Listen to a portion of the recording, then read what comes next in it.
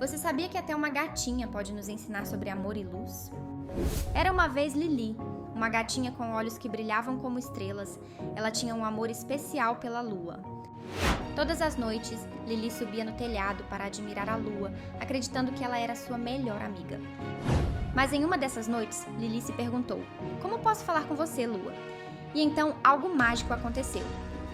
Uma luz prateada envolveu Lili e a lua respondeu: Lili, você já está falando comigo.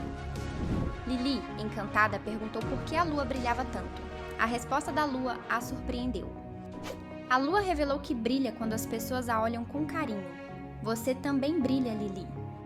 A lua lembrou Lili de que cada gentileza sua ilumina os corações ao seu redor. Que ensinamento valioso!